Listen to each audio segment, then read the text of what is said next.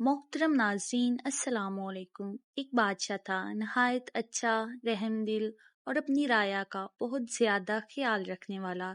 इसकी एक मलका भी थी, बेहद हसीन व जमील और खुदा तर्स। वो मुल्क का निज़ाम चलाने के लिए अपनी समझ के मुताबिक बादशाह को राया की फलाह बहबूद के बारे में मशवरे भी देती थी और बादशाह इन पर अमल भी करता था। अल्लाह ने इन्हें एक चांद सा बेटा भी अता किया था। इसका नाम शहजादा अदनान था। बादशाह और मलका दोनों इसको देख देख कर जीते थे।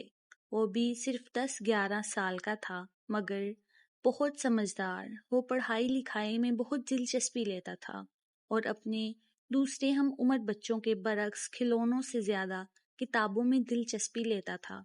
बादशाह को इसकी इस दिलचस्पी का इल्म था, इसलिए वो दूर दराज के मुल्कों से किस्से कहानियों की किताबें मंगवा कर इसको देता और शहजादा इदनान इन किताबों को बड़ी दिलचस्पी से पढ़ता था। इन किताबों के पढ़ने से इसकी अक्ल और शऊर में इजाफा भी होता था और इसको तरह तरह की मालूमात भी हासिल होती थी। शहजादा अदनान के अतालिक इसे मुख्तलिफ मज़ामीन पढ़ाते थे। वो इसकी जहानत और अक्लमंदी से बहुत खुश थे। शहजादा अदनान भी एक बहुत अच्छी बात ये भी थी कि अगर इसकी समझ में कोई बात नहीं आती थी तो सवाल करने में कोई झिझक महसूस नहीं करता था। इसके अतालिक जब बादशाह को शहजादे की इल्म व हिकमत से लगाव की बातें बताते तो बादशाह बहुत खुश होता था। पढ़ने लिखने वाले बच्चों से सब बहुत खुश होते हैं और इनसे मोहब्बत करते हैं।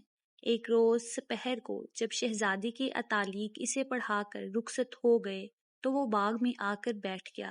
बाग में पौधों पर रंग बिरंगे फूल अपनी बहार दिखा रहे थे।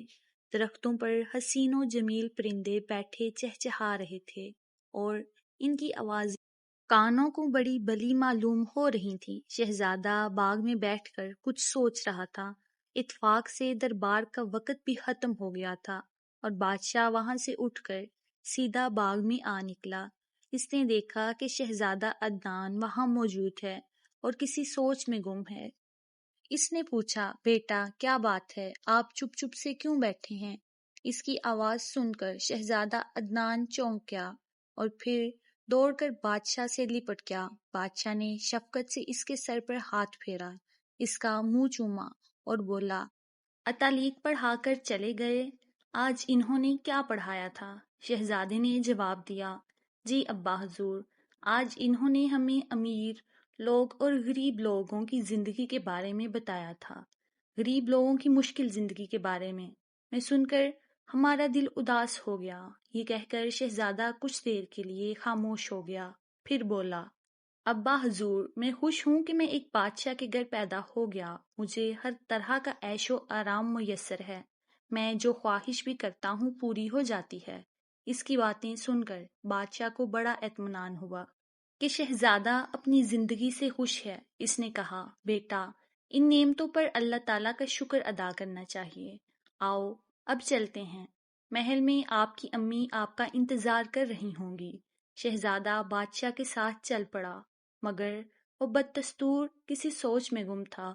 चलते चलते इसने बादशाह से कहा, अब्बा हजूर, मैं ये सोच रहा हूँ कि दूसरे बच्चों की तरह मैं किसी गरीब आदमी के घर में क्यों पैदा नहीं हुआ।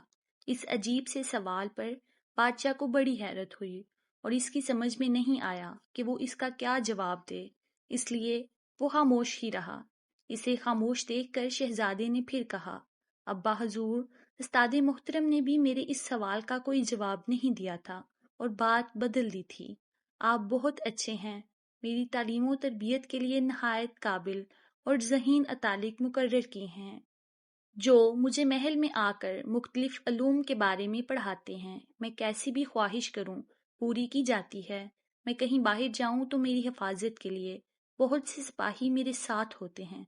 मैं सोचता हूँ दूसरे बच्चों के साथ ऐसा क्यों नहीं होता। मुझ में क्या खास बात है जो इन तमाम बच्चों में नहीं।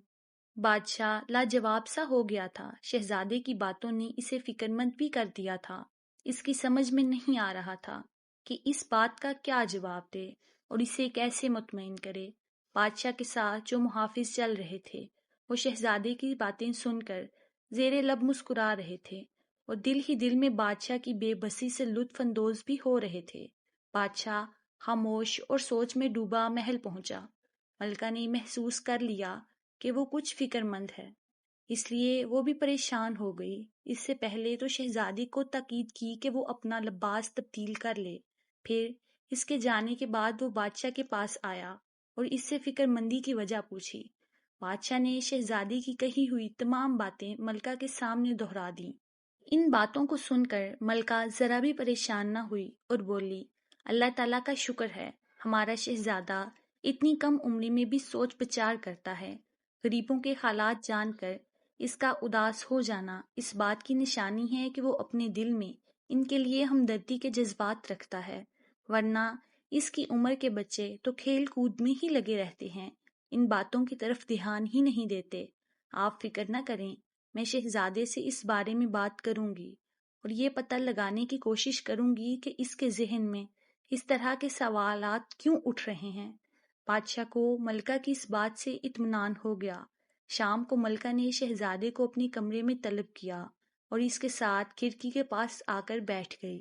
اس طرح طلب کیے جانے پر شہزادہ عدنان سمجھ گیا تھا کہ بادشاہ نے اس کی باتوں کا تذکرہ ملکہ سے ضرور کیا ہوگا، اس لیے وہ اپنی ماں کو دیکھ کر شرارت سے مسکرایا اور بولا، امی حضور جو پوچھنا ہے پوچھئے، میں آپ کو ضرور بتاؤں گا۔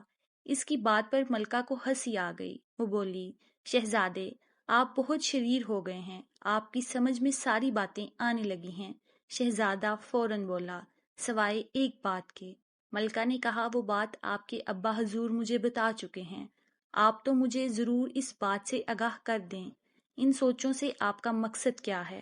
ملکہ کی بات سن کر شہزادہ عدنان سنجیدہ ہو گیا اور بولا، امی حضور میں اچھی طرح جانتا ہوں کہ ابا حضور وزیروں کو، امیروں کو اور اپنے درباریوں کو بغیر کسی وجہ کے بیش بہا انعامات سے نوازتے رہتے ہیں۔ انہیں یہ انعامات ان کی خوشامد بری تعریفوں کے صلے میں ملتے ہیں۔ شہزادے کی بات سن کر ملکہ ہکا بکا رہ گئی۔ اس نے گھبرا کر شہزادے کے منہ پر ہاتھ رکھ دیا اور ادھر ادھر دیکھتے ہوئے سرزنش بھرے لہجے میں بولی، شہزادے خاموش رہیے، اپنی عمر کا خیال کیجیے اور بڑوں کے بارے میں اس طرح کے گستاخانہ خیالات کا اظہار نہ کیجیے۔ ملکہ کی بات سن کر شہزادہ ذرا بھی پریشان نہیں ہوا، بولا، امی حضور آپ میری امی ہیں، میں آپ سے اپنے دل کی ہر بات کر سکتا ہوں۔ ملکہ خاموش تو ہو گئی، مگر وہ تشویش بڑی نظروں سے شہزادے کو دیکھے جا رہی تھی۔ شہزادے نے جب دیکھا کہ ملکہ بہت سنجیدہ اور فکر مند ہو گئی ہے تو اس نے کہا، امی حضور آپ ناراض ہو گئی ہیں، مجھے معاف کر دیجیے۔ ملکہ نے پیار سے شہزادی کو خود سے لپٹا لیا اور بولی، شہزادے میری جان، میں غلطی پر تھی، آپ نے بہت اچھا کیا جو یہ باتیں مجھ سے کہہ دیں۔ تمام بچوں کو اپنی دل کی بات اپنی ماں سے کر دینا چاہیے۔ دنیا میں ماں سے بہتر دوست کوئی اور نہیں ہوتا، یہ ماں ہی تو ہوتی ہے جو اپنے بچوں کو صحیح مشورے دے سکتی ہے۔ اچھا اب آپ مجھے آسان الفاظ میں بتائیے، مسئلہ کیا ہے؟ آپ کے ذہن میں ایسے خیالات کیوں آ رہے ہیں؟ شہزادے کچھ دیر تک تو خاموش رہا اور سوچتا رہا، پھر دھیرے سے بولا، امی حضور جب میں محل کی برجی پر چڑھ کر شہر کا نظارہ کرتا ہوں تو مجھے روزانہ بہت سے بچے دور بازار میں نظر آتے ہیں۔ وہ بچے محنت مزدوری میں مصروف ہوتے ہیں، کوئی انہیں جھڑکتا ہے، کوئی بے عزت کرتا ہے، کوئی دھکے دیتا ہے، مگر اس کے باوجود وہ بچے محنت مزدوری کے کاموں میں لگے رہتے ہیں اور شام کو چند سکے لے کر گھر چلے جاتے ہیں۔ یہ سب کچھ دیکھ کر میں اداس ہو جاتا ہوں۔ میں یہ بھی سوچتا ہوں اگر میں محل میں پیدا نہ ہوتا تو میں بھی انہی کی طرح ایک بچہ ہوتا، مجھے بھی محنت مزدوری کر کے اپنے ماں باپ کا ہاتھ بٹانا پڑتا۔ یہ کہہ کر شہزادے عدنان نے پیار سے ملکہ کے گلے میں باہیں ڈال دیں اور پھر بولا، امی حضور میں چاہتا ہوں ان بچوں میں سے کوئی بھی بچہ مزدوری نہ کرے، یہ سب تعلیم حاصل کریں، کھیلیں کودیں جیسا میں کرتا ہوں۔ تعلیم حاصل کر کے جب وہ بڑے ہو جائیں تب ہی محنت مزدوری اور دوسرے کاموں کا سوچیں۔ یہ تمام باتیں ابا حضور کے سوچنے کی ہیں، کیونکہ سب لوگ ان کی رعایا ہیں۔ ذرا ذرا سی بات پر خوش ہو کر لوگوں پر انعام و اکرام کی بارش کرنے سے بہتر ہے کہ یہی دولت رعایا کی بہتری کے لیے خرچ ہو۔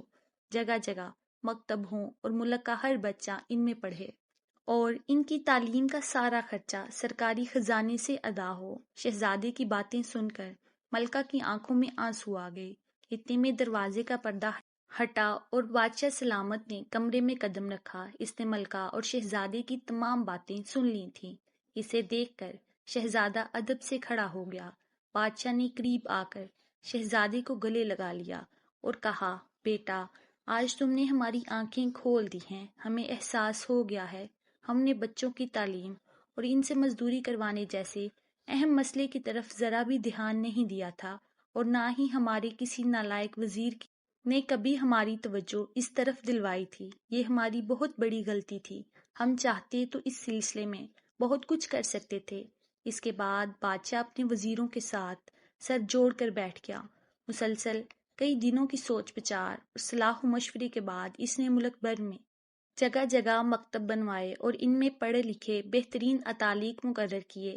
اس کے بعد ملک بھر میں منادی کروا دی گئی کہ آج کے بعد کوئی بھی بچہ مزدوری نہیں کرے گا۔ لڑکی ہو یا لڑکا، تعلیم حاصل کرنا سب پر لازم ہوگا۔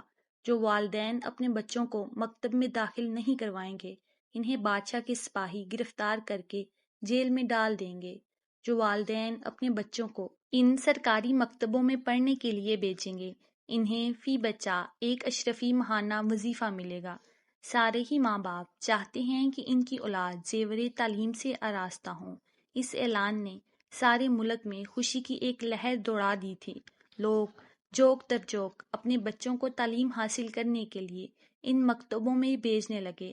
وہ لوگ جولی پھیلا پھیلا کر اپنے بادشاہ کو دعائیں دیتے تھے، کیونکہ اب ان کے بچے بازاروں میں مزدوری نہیں کرنے جاتے تھے، وہ اب تعلیم حاصل کرنے لگے تھے۔ ایک روز ملکہ شہزادے کے ساتھ محل کی برچی پر چڑھی شہر کا نظارہ کر رہی تھی کہ اس کی نظر شہزادہ عدنان پر پڑی، جو بہت خوش نظر آ رہا تھا۔ اس نے ملکہ کو اپنی طرف متوجہ دیکھا تو بولا، امی حضور دیکھیے، شہر کے بازاروں میں اب ایک بھی بچہ مزدوری کرتا نظر نہیں آ رہا۔ اس کی بات سن کر ملکہ بھی مسکرانے لگی۔ تھوڑے ہی دنوں بعد اس تبدیلی کے آثار نظر آنے لگے۔ سچ ہے، تعلیم ہی انسان کو حقیقی معنوں میں انسان بناتی ہے۔ بادشاہ کے ملک میں ایسا ہی ہوا۔ جب سب بچے تعلیم سے فروغت کے بعد عملی زندگی میں داخل ہوئے تو انہوں نے جو پیشہ بھی اپنایا، اس میں اپنی تعلیم کی وجہ سے خوب کامیابی حاصل کی۔ آس پاس کی حکومتوں کے لوگ اس بادشاہ کے ملک کی ترقی اور اچھی حالت دیکھ کر اس کی مثالیں دیا کرتے تھے۔ انہیں کیا پتا تھا کہ اس تبدیلی کے پیچھے نیک دل شہزادے عدنان کا ہاتھ ہے۔ بے شک تعلیم ہی انسان کو انسان بناتی ہے۔ امید ہے آپ کو آج کی ویڈیو پسند آئی ہوگی۔ مزید ایسی ویڈیوز دیکھنے کے لیے میرے چینل کو سبسکرائب کریں۔ شکریہ۔